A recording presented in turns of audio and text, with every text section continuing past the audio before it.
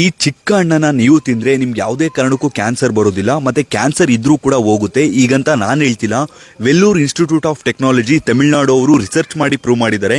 ಮತ್ತೆ western university of health science America ಅವರು ಕೂಡ ಇದನ್ನ ಪ್ರೂವ್ ಮಾಡಿದ್ದಾರೆ. ಮತ್ತೆ ಪ್ರತಿಯೊಬ್ರು ಇದನ್ನ ಮನೆಯಲ್ಲಿ ಯಾವ ರೀತಿ ಬೆಳಿಬಹುದು, ಮತ್ತೆ ಮುಖ್ಯವಾಗಿ ಇದು ಯಾವ ರೀತಿ ಕ್ಯಾನ್ಸರ್ ಸೆಲ್ಸ್ ಅನ್ನ ಡ್ಯಾಮೇಜ್ ಮಾಡುತ್ತೆ, ಅಂದ್ರೆ ಕ್ಯಾನ್ಸರ್ ಸೆಲ್ಸ್ ಮಲ್ಟಿಪ್ಲೈ ಆಗದೆ ಕಂಟ್ರೋಲ್ ಮಾಡುತ್ತೆ ಅಂತ ಎಕ್ಸ್ಪ್ಲೈನ್ ಮಾಡ್ತೀನಿ ನೋಡಿ. ಇದು ಫಸ್ಟ್ ಯಾವ ಗಿಡಪ್ಪ ಅಂದ್ರೆ, ಸಹಜವಾಗಿ ಹಳ್ಳಿ ಕಡೆ ಪ್ರತಿಯೊಬ್ಬರಿಗೂ ಇದು ಗೊತ್ತೇ ಗೊತ್ತಿರುತ್ತೆ. ರೇಷ್ಮೆ ಬೆಳೆಯೋರ್ಗಂತೂ ಅತಿಯಾಗಿ ಸಿಗ್ತಿರುತ್ತೆ. ಇದು ಯಾವ ಹಣ್ಣಪ್ಪ ಅಂದ್ರೆ ರೇಷ್ಮೆ ಹಣ್ಣು. ಇದನ್ನ ಮಲ್ಬೆರಿ ಅಂತ ಕರೀತಾರೆ.